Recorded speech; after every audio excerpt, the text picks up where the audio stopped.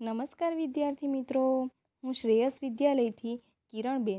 આજે આપણે ધોરણ 8 ગુજરાતી માધ્યમ વિષય સામાજિક વિજ્ઞાન વિષયાંક પ્રકરણ 4 વેપારી શાસકો કેવી રીતે બન્યા.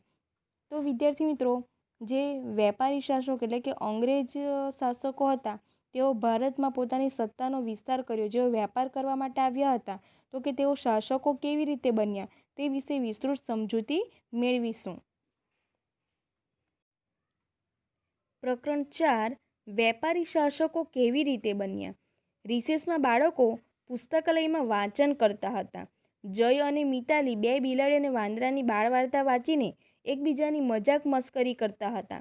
બાજુમાં બેઠેલા તેમના વર્ગ શિક્ષકે જણાવ્યું, બાળમિત્રો, આ પણ એક પ્રકારની નીતિ છે કે બેની લડાઈમાં ત્રીજો જ ફાવી જાય. અંગ્રેજોએ પણ આ જ પ્રકારની નીતિ અપનાવીને ભારતમાં રાજ્ય વિસ્તાર વધાર્યો હતો. તો વિદ્યાર્થી મિત્રો, આપણા ભારતમાં જે વેપારીઓ વેપાર કરવા માટે આવ્યા હતા, તેઓએ નિરીક્ષણ કર્યું. શું નિરીક્ષણ કર્યું? તો કે આપણે ત્યાં રાજા રજવાડાઓનું જે શાસન હતું, તેઓ અંદર વિસ્તાર માટે લડાઈ કરતા હતા અને એને પરિણામે જે અંગ્રેજો હતા કે વેપારી જે શાસકો હતા, જેઓ વેપાર કરવા માટે આવ્યા હતા, તો કે વેપારી પ્રજાઓ આ નિરીક્ષણ કરીને તેઓએ પણ તેમનો લાભ લીધો. સરે કેવી રીતે? જયે સવાલ કર્યો. વર્ગ શિક્ષકે કહ્યું, સારું, ચાલો વિદ્યાર્થી મિત્રો, વર્ગમાં હું આજે તમને ભારતમાં આવીને અંગ્રેજોએ કેવી રીતે ભારતીય રાજા પર પોતાની હુકુમત સ્થાપી તેની વાત કરું છું. તો વિદ્યાર્થી મિત્રો, 18મી સદીના અંતમાં ભારતમાં રાજનૈતિક ક્ષિતિજ ઉપર અંગ્રેજો એક નવી રાજશક્તિ તરીકે ઉભરવા લાગ્યા હતા. આ રીતે 18મી સદીના અંતમાં જે વેપાર માટે અંગ્રેજો આવ્યા હતા, તેઓની રાજકીય સત્તામાં વધારો થવા લાગ્યો. શું તમે જાણો છો કે અંગ્રેજો ભારતમાં માત્ર વ્યાપાર કરવા માટે આવ્યા હતા? તો હા વિદ્યાર્થી મિત્રો, આપણે જાણીએ છીએ કે અંગ્રેજો તેમજ અન્ય વિદેશી પ્રજાઓ તે ભારતમાં વ્યાપાર કરવા માટે આવી હતી. કારણ કે ભારત એ ખૂબ જ સમૃદ્ધ દેશ હતો અને તેથી તેની સમૃદ્ધિથી આકર્ષાઈને જે વિદેશી પ્રજાઓ હતી તે ભારતમાં વ્યાપાર કરવા માટે આવી હતી. શરૂઆતમાં અંગ્રેજોને ભારતીય પ્રદેશોમાં વેપાર કરવાની સત્તા મેળવવાની હતી. તો આ રીતે જે અંગ્રેજો ભારતમાં વેપાર કરવા માટે આવ્યા હતા, તેઓ શરૂઆતમાં ભારતમાં વિવિધ વિસ્તારોમાં વેપાર કરવા માટેની સત્તા મેળવવાની હતી. તો પછી તેઓ આખા ભારતના શાસક કેવી રીતે બની ગયા?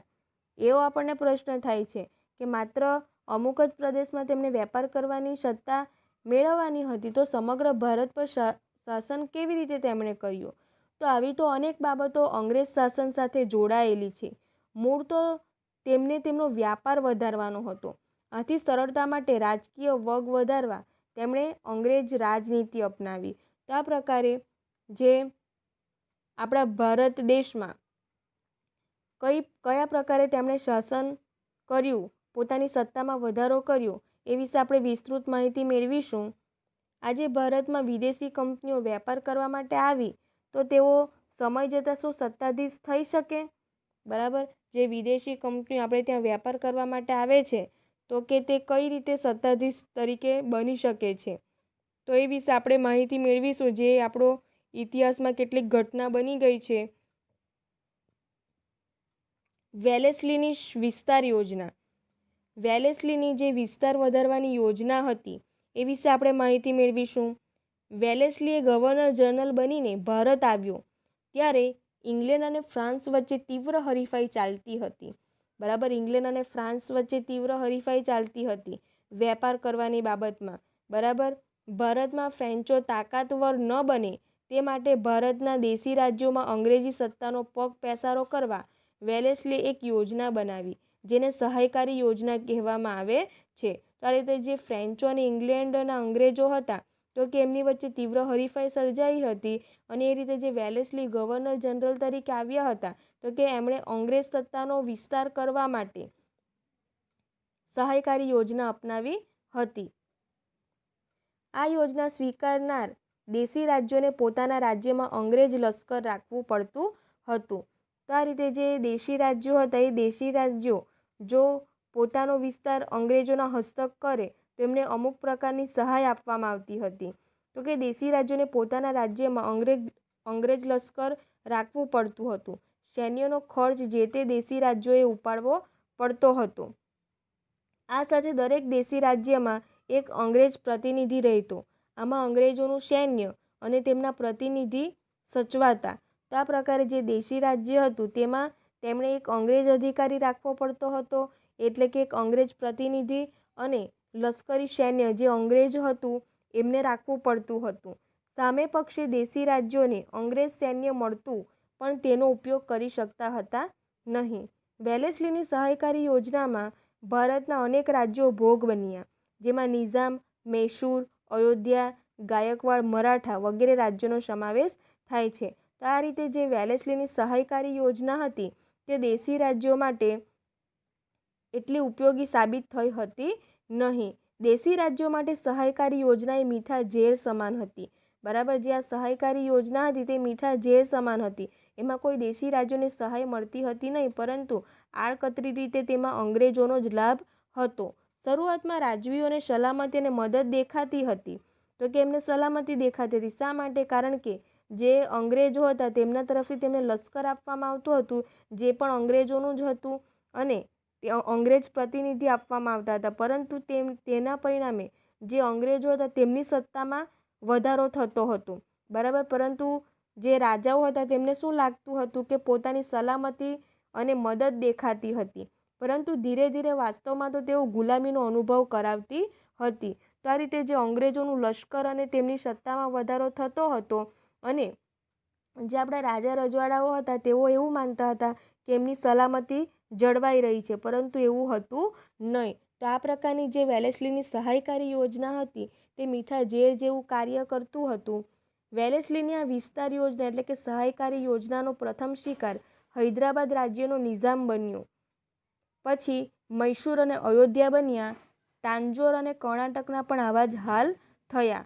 મરાઠા સરદારોમાં અંદરોઅંદર ઝઘડા કરાવીને તેમને પણ સહાયકારી યોજનાનો ભોગ બનાવ્યા. તો આ રીતે ગાયકવાડ અને મરાઠા જે સરદારો હતા એમને પણ અંદરોઅંદર ઝઘડા કરાવ્યા, અને એમને પણ આ જે સહાયકારી યોજના છે તેનો ભોગ બનાવ્યા હતા. મરાઠાઓ સાથે લડાઈ કરીને નિઝામને ભારે ખુવારી વેઠવી પડી હતી. આથી તેણે સૌથી પહેલાં આ યોજના સ્વીકારી. ટીપુ સુલતાનનું રાજ્ય તો પહેલાં જ અંગ્રેજોની હુકુમતમાં આવી ગયું હતું. નાના ફડણવીસના અવસાનથી મરાઠા સંઘો વચ્ચે ઝઘડા થયા. એક પછી એક મરાઠા રાજ્યો અંગ્રેજોની ભાગલા પાડો અને રાજ કરોની નીતિનો ભોગ બન્યા. અયોધ્યા, ગોરખપુર, તાંજોર, કર્ણાટક, ફરુખાબાદ વગેરે એક યા બીજા બહાને ખાલસા કર્યા. આમ 7 વર્ષના ગાળામાં વેલેસ્લીએ કંપનીનો વિસ્તાર કરીને અંગ્રેજ સત્તાને આ યોજના દ્વારા સર્વોપરી બનાવી. તો આ રીતે વિદ્યાર્થી મિત્રો, જે અંગ્રેજો હતા તેઓ જ્યારે ભારતમાં વેપાર કરવા માટે આવ્યા હતા ત્યારે તેમણે જોયું કે જે રાજા રજવાડાઓ હતા એમના વચ્ચે યુદ્ધો થતા હતા, અને એને પરિણામે તેઓએ આ રાજાઓને સલામતી આપવા માટે લશ્કરી સત્તા આપી. અને એ જે લશ્કરી સત્તા હતી તેમાં અંગ્રેજોના જ વ્યક્તિઓ હતા, અને જે અંગ્રેજી પ્રતિનિધિઓ પણ એમના જ હતા, અને એમને પરિણામે એમની સત્તામાં વધારો થતો હતો. પરિણામે આવી જે લશ્કરી ટુકડી હતી તેઓ પોતે ધારેલું કામ કરાવતા હતા. તો આ રીતે અંદરોઅંદર લડાઈ કરાવીને એમણે પોતાની સત્તા વધારી હતી. વેલેસ્લીની લડાઈનું દ્રશ્ય તમે અહીં જોઈ શકો છો, અને વેલેસ્લીનું ચિત્ર પણ અહીં તમને આપવામાં આવ્યું છે.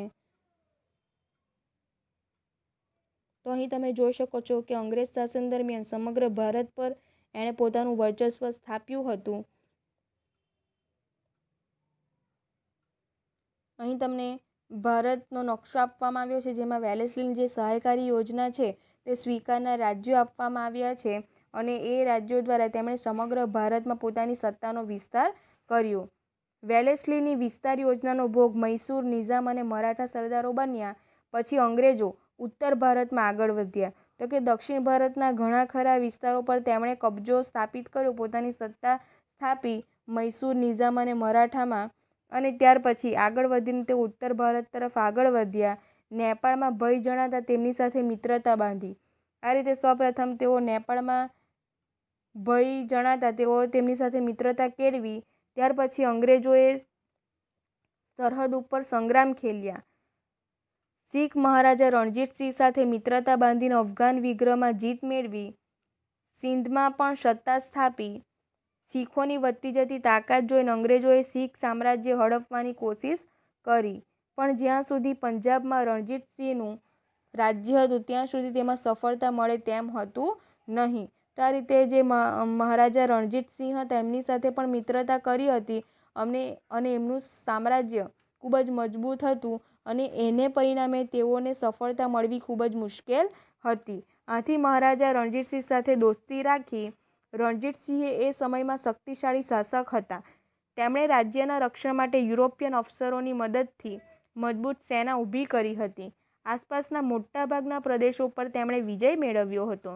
તેમના અવસાન પછી પંજાબમાં અરાજકતા વ્યાપી હતી. રણજીતસિંહ જીવ્યા ત્યાં સુધી પંજાબના વહીવટમાં અંગ્રેજો માથું મારવાની હિંમત કરી શક્યા હતા નહીં. હવે તેમને તક મળી ગઈ. હાર્ડિંજ ગવર્નર જનરલ તરીકે ભારતમાં આવતા તેણે શીખ સામ્રાજ્યને ભેદભાવની નીતિથી અંગ્રેજ શાસન નીચે લાવી દીધું હતું. તો આ રીતે ભેદભાવની નીતિ અમલમાં મૂકીને જે ગવર્નર જનરલ હતા એમણે પંજાબને પણ એટલે કે શીખ સામ્રાજ્યને પણ અંગ્રેજ શાસન નીચે લાવી દીધું હતું. તો આ રીતે ઉત્તર ભારતમાં પણ જે મહારાજા રણજીતસિંહ હતા એમના અવસાન બાદ સત્તા નબળી પડતા જે ગવર્નર જનરલ હતા તેમણે ભેદભાવની નીતિ અપનાવીને પંજાબ એટલે કે શીખ સામ્રાજ્યને પણ અંગ્રેજ શાસન હેઠળ લાવી દીધું હતું અને એ પ્રકારે જે સમગ્ર ભારત હતું એમાં પોતાની સત્તાનો વિસ્તાર કર્યો હતો. એ ઉપરાંત જે અંગ્રેજો હતા તેમણે સૌપ્રથમ બંગાળમાં સત્તા સ્થાપી હતી. શા માટે બંગાળમાં સત્તા સ્થાપી હતી? શીખ સામ્રાજ્ય અને અફઘાનના પ્રદેશો ઉપર અંગ્રેજોને સત્તા કેમ સ્થાપવી પડી? અંગ્રેજોનું સૈન્યબળ નાનું હતું તો પછી તેઓ સમગ્ર ભારતમાં સત્તા કેવી રીતે સ્થાપી શક્યા? અંગ્રેજો તેમનું શાસન સમગ્ર ભારતમાં સ્થાપવામાં સફળ થયા તેના કારણો વિશે વિચારવાનું છે તમારે.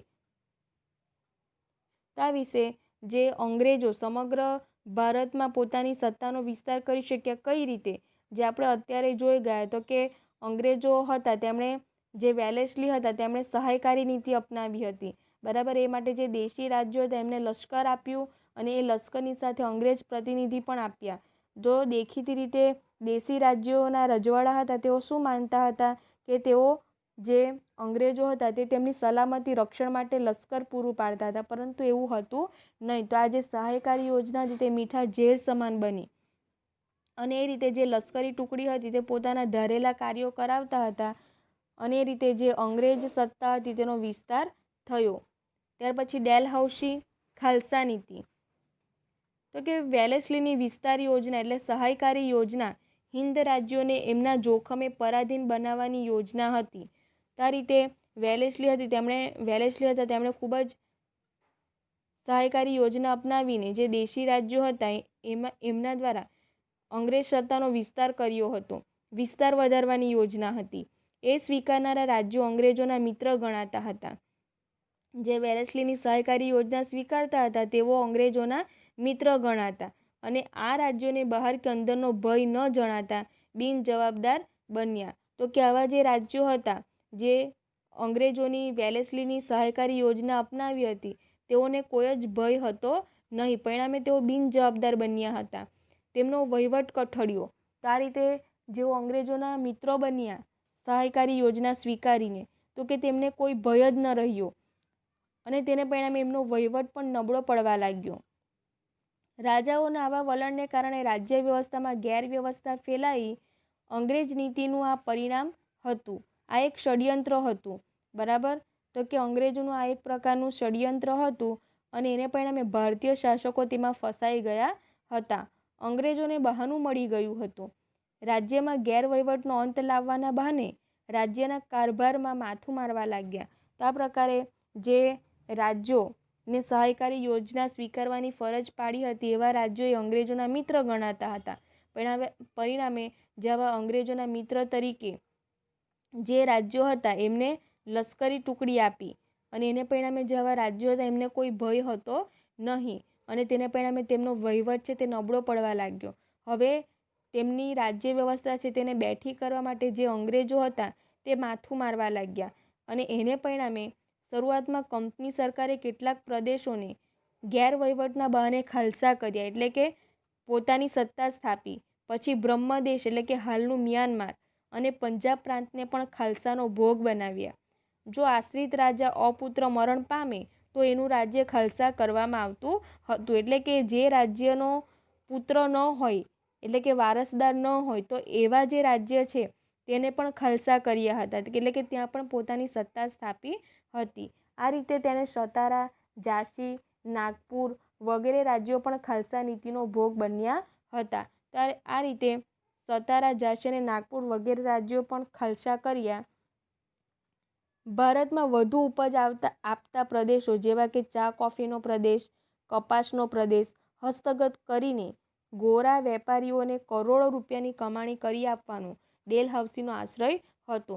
તો આ રીતે ભારતમાંથી કાચો માલ મેળવવા માટે જે ચા કોફીનું ઉત્પાદન કરતા પ્રદેશો હતા, કપાસનું ઉત્પાદન કરતા પ્રદેશો હતા, કપાસ એ આપણે જોયું તો કે કાપડ માટેનો કાચો માલ, બરાબર, તો કે એ માટે ડેલહાઉસીનો એક હેતુ હતો કમાણી કરી આપવાનો. બ્રિટિશ સામ્રાજ્યને દ્રઢ બનાવવા માટે અને શાસનની સવલત માટે ડેલહાઉસીએ ભારતમાં કેટલાક સુધારાઓ કર્યા. તો કે આ રીતે જે બ્રિટિશ સામ્રાજ્ય હતું તો કે એમાં શાસન વ્યવસ્થા મજબૂત બનાવવા માટે કેટલાક સુધારાઓ કરવામાં આવ્યા. તેના સમયમાં ભારતમાં મુંબઈથી થાણા સુધીની સર્વપ્રથમ રેલવે લાઇનની શરૂઆત થઈ હતી ઈસવીસન 1853માં. તો આ રીતે ઈસવીસન 1853માં અંગ્રેજોના શાસન દરમિયાન ભારતની પ્રથમ રેલવે લાઇન મુંબઈથી થાણા વચ્ચે શરૂ કરવામાં આવી અને જેના દ્વારા જે વેપાર કરવામાં આવતો હતો, એક સ્થળેથી બીજે સ્થળે માલની હેરફેર કરવામાં આવતી હતી. આધુનિક ટપાલ પદ્ધતિ પણ તેના સમયમાં દાખલ થઈ હતી. આ સમયે જ ઇંગ્લેન્ડ અને ભારત વચ્ચે તાર વ્યવહાર શરૂ થયો. ડેલહાઉસીએ બાળ લગ્ન પ્રતિબંધક ધારો તથા વિધવા પુનઃવિવાહ ધારો પસાર કર્યા હતા. તો કે આ ડેલહાઉસીના સમયમાં કેટલાક સારા કાર્યો પણ થયા હતા. તો કે એમાં રેલવે લાઇનની શરૂઆત થઈ હતી, તાર ટપાલ વ્યવસ્થાની પણ શરૂઆત થઈ હતી. એ ઉપરાંત સામાજિક કાર્યોમાં બાળ લગ્ન પ્રથા તેમજ વિધવા પુનઃ વિવાહ ધારો પસાર કરવામાં આવ્યો હતો. તેના સમયમાં ભારતમાં અંગ્રેજી શિક્ષણનો પણ ફેલાવો થયો હતો. ઈસવીસન 1857માં ભારતમાં પ્રથમ 3 યુનિવર્સિટીઓ મુંબઈ, ચેન્નઈ અને કોલકાતા ખાતે શરૂ થઈ હતી. આ રીતે ડેલહાઉસીના સમયગાળા દરમિયાન 1857માં 3 યુનિવર્સિટીઓની સ્થાપના કરવામાં આવી હતી, જે મહાનગરો મુંબઈ, ચેન્નઈ અને કોલકાતા ખાતે શરૂ કરવામાં આવી હતી. આમાં સુધારાઓનો મૂળ તો અંગ્રેજ શાસનના વિસ્તાર અને વહીવટની સરળતા માટે જ હતા. તો કે આવા સુધારા શા માટે કરવામાં આવ્યા? કારણ કે એ સુધારા અંગ્રેજોના લાભ માટે જ હતા. અંગ્રેજી શિક્ષણ શા માટે? કારણ કે તેઓનો જે વહીવટ થતો હતો તે પણ અંગ્રેજીમાં જ થતો હતો અને તેને પરિણામે તેઓને અંગ્રેજ કર્મચારીઓ જોઈતા હતા અને એવા અંગ્રેજી કર્મચારીઓ તૈયાર કરી શકાય એ માટે યુનિવર્સિટીઓ શરૂ કરવામાં આવી, જેનો ભારતીય પ્રજાને પાછળથી ફાયદો થયો, પરંતુ આ માટે પ્રજાએ ઘણું ભોગવવું પડ્યું હતું. તો આ પ્રકારે જે ડેલહાઉસીની નીતિ છે એને પરિણામે, ખાલસા નીતિ છે એને પરિણામે અનેક પ્રદેશો અંગ્રેજોએ પોતાના હસ્તગત કર્યા, જેમનું એક પ્રકારનું ષડયંત્ર હતું. પરંતુ ડેલહાઉસીના સમયગાળા દરમિયાન આપણા ભારતમાં મહત્ત્વના સુધારાઓ પણ થયા હતા, જેમાં ભારતની પ્રથમ રેલવે શરૂ કરવામાં આવી. ખાલસા નીતિ અને સહાયકારી યોજનાથી અંગ્રેજોએ લગભગ સમગ્ર ભારત ઉપર થોડા જ સમયમાં સત્તા જમાવી દીધી. આવું કેમ બન્યું હશે, જે વિશે આપણે ચર્ચા કરી ગયા. 1857માં બ્રિટિશરોનો વિજય એવી વિગતવાળું ઇંગ્લેન્ડનું એક પુસ્તક તમારા હાથમાં આવે છે, તમે વાંચો છો. હવે તમે શું પ્રતિક્રિયા કે પ્રતિભાવ આપશો? તો વિદ્યાર્થી મિત્રો, આવા જે બ્રિટિશરો પોતે વિજય પ્રાપ્ત કરીને જે સત્તા સ્થાપી હતી, બરાબર, એવી તમે જે અવારનવાર ન્યૂઝપેપરમાં વાંચતા હશો, તો એ વિશે તમારા વિચારો શું છે એ તમારે એક નોટમાં લખવાના છે, બરાબર. જે આપણી ડેઇલી નોટબુક છે તેમાં તમારે તમારા વિચારો લખવાના છે. તો કે 1857ના જે સંગ્રામમાં અંગ્રેજો સાથે યુદ્ધ થયેલું, તો કે એ વિશે તમે જે ન્યૂઝપેપરમાં વાંચો છો એના વિશે તમારા પ્રતિભાવો કેવા છે, તમારા વિચારો શું છે, જે વિચારો હોય તે તમારે લખવાના છે. ત્યાર પછી ભારેલો અગ્નિ એટલે કે પ્રજાનો અસંતોષ. તો કે પ્રજામાં અસંતોષની લાગણી ફેલાયેલી હતી આ સમયગાળા દરમિયાન, એ વિશે આપણે ચર્ચા કરીશું. સહાયકારી યોજના પછી ડેલહાઉસીના ખાલસાવાદે આખા દેશમાં ખળભળાટ મચાવી દીધો. પ્રજાનો અંગ્રેજ શાસન સામેનો અસંતોષ બહાર આવવા લાગ્યો. તો કે આ રીતે સહાયકારી યોજનાને પરિણામે જે રાજ્યો હતા તેમને મિત્ર તરીકે બનાવતા હતા, પરંતુ દેખીતી રીતે તે દેશી જે રાજ્યો હતા એમને પોતાના હસ્તગત કરી લેતા હતા. તો તમે ક્રાંતિ અને મંગલ પાંડે ફિલ્મ જોઈ હશે. આ જે મંગલ પાંડે અને ક્રાંતિ ફિલ્મ છે તેમાં એ પ્રકારના દ્રશ્યો બતાવવામાં આવ્યા છે. ના જોઈ હોય તો મેળવીને જોજો. આ સમયે લોકો ઉપર અંગ્રેજોની દમન નીતિનો કોરડો વીંઝાતો હતો. તેમાં ડેલહાઉસીએ કરેલા સુધારાઓને લીધે બળતામાં ઘી હોમાયું. તો કે આ પ્રકારના જે ફિલ્મ છે તેમાં દ્રશ્ય બતાવવામાં આવ્યા છે જે અંગ્રેજો દ્વારા દમન નીતિ આચરવામાં આવતી હતી. તો કે એમના દ્વારા કયા પ્રકારે દમન ગુજારીને જે લોકો હતા, ગરીબ ખેડૂતો હતા, તો કે તેમના જે જમીન પ્રદેશ હતો તે પડાવી લેવામાં આવતો હતો. અને જે ડેલહાઉસી હતા એમણે કેટલાક સુધારાઓ કર્યા અને તે બળતામાં ઘી જેવું કામ કર્યું. રેલવે અને તાર ટપાલની સુવિધા, જેના દ્વારા તેઓ આપણા અહીંયાથી જે કાચો માલ હતો તે પોતાના દેશમાં લઈ જતા હતા અને પોતાના દેશમાં જે ઉદ્યોગોનો વિકાસ થયેલો હતો એ ઉદ્યોગોના વિકાસ દ્વારા તૈયાર માલ ફરીથી આપણા ભારતમાં લાવતા હતા અને ખૂબ જ ઊંચી કિંમતે તેનું વેચાણ કરતા હતા. તાર ટપાલની સુવિધા, તો કે તાર ટપાલની સુવિધા દ્વારા તેઓ ઇંગ્લેન્ડથી ભારત સંદેશની આપ-લે કરતા હતા. ઉચ્ચ શિક્ષણની વ્યવસ્થા ઘણા લોકોને ખૂંચવા લાગી.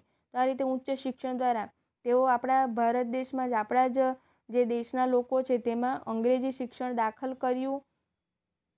જૂની વિચારધારાને માનતા લોકોને લાગ્યું કે અંગ્રેજો આપણી સંસ્કૃતિનો નાશ કરવા માંડે છે અને આ જે અંગ્રેજો હતા તે પોતાની સંસ્કૃતિનો નાશ કરવા માંગે છે એવી વિચારધારા પ્રવર્તવા લાગી અને તેને પરિણામે જે લોકો હતા તેમાં અસંતોષ ફેલાયો. અંગ્રેજોએ કરેલા સુધારા આમ તો તેમના વહીવટની સુગમતા માટે કર્યા હતા. ભારતીય પ્રજાને તેનાથી લાભ થયો હતો, પણ તે માટે તેને ઘણી કિંમત ચૂકવવી પડી હતી. તો આ રીતે જે અંગ્રેજો હતા તેઓ પોતાના લાભ માટે આ પ્રકારના સુધારાઓ કર્યા હતા અને એને પરિણામે જે આપણા ભારતીયો હતા તેમનામાં અસંતોષ હતો. પરંતુ આવા જે લાભો છે તે ભારતની પ્રજાને પણ તેનો લાભ પ્રાપ્ત થયો હતો, પરંતુ તેની માટે તેણે ઘણી ઊંચી કિંમત ચૂકવવી પડી હતી. લોકોમાં અસંતોષની આગ હવે અગન જ્વાળાઓ ભડકાઓનું સ્વરૂપ ધારણ કરવા લાગી. એમનામાં ક્રાંતિની ભાવના જાગી, બરાબર. અને આ અસંતોષ એટલે કે 1857નો સ્વાતંત્ર્ય સંગ્રામ. તો આ રીતે 1857ના સ્વાતંત્ર્ય સંગ્રામનું મુખ્ય કારણ શું હતું? તો કે જે વેલેસ્લીની સહાયકારી યોજના અને ડેલહાઉસીની જે ખાલસા નીતિ હતી તે 1857ના સ્વાતંત્ર્ય સંગ્રામનું મૂળ કારણ હતું. એને પરિણામે જે ખેડૂતો હતા એ ખેડૂતોમાં પણ ભેદભાવની નીતિ અપનાવવામાં આવી અને એને પરિણામે એમને જે જમીન છે તે પચાવી પાડવામાં આવી હતી અને એ દ્વારા જે અંગ્રેજો હતા તેમના દ્વારા ખેડૂતો પર પણ દમન આચરવામાં આવતું હતું. એ ઉપરાંત જે ઉદ્યોગ સાહસિકો હતા એમના પર પણ દમન આચરવામાં આવતું હતું. તો આ પ્રકારે જે લોકોમાં અસંતોષની લાગણી ફેલાઈ હતી અને એને પરિણામે 1857નો જે સ્વાતંત્ર્ય સંગ્રામ છે તેમાં પરિણમી હતી. તો અહીં આપણું આ પ્રકરણ પૂર્ણ થાય છે વિદ્યાર્થી મિત્રો. સ્વાધ્યાયમાં ભારતના રેખાંકિત નકશામાં ડેલહાઉસીએ ખાલસા કરેલ સતારા, નાગપુર, ઝાંસીને દર્શાવો. તો આ રીતે જે ડેલહાઉસીએ ખાલસા કરેલ પ્રદેશ છે સતારા, નાગપુર અને ઝાંસી તે તમારે નકશામાં દર્શાવવાનું છે. એટલે કે પ્રશ્ન 1, પ્રશ્ન 2, પ્રશ્ન 3, પ્રશ્ન 4 અને પ્રશ્ન 5 એ તમારે તમારી નોટબુકમાં સુંદર અક્ષરથી લખવાનું છે. અને અહીં તમારા જે વિચારો છે અંગ્રેજો વિશેના તે આપણે નોટબુકમાં તમને લખવા કહ્યું છે. તો કે તમે અવારનવાર જે સમાચાર પત્રમાં એટલે કે સમાચારમાં જોતા હશો, સમાચારમાં છાપું તમે વાંચતા હશો, તો એ વિશેના તમારા પ્રતિભાવો, તમારા વિચારો તમારે લખવાના છે. કોઈ પણ 5 વાક્ય લખશો ઇનફ છે, બરાબર.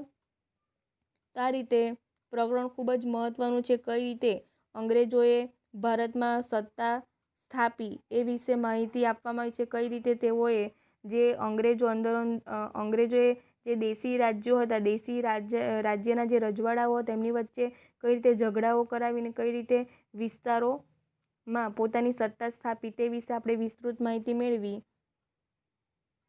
થેન્ક યુ વિદ્યાર્થી મિત્રો.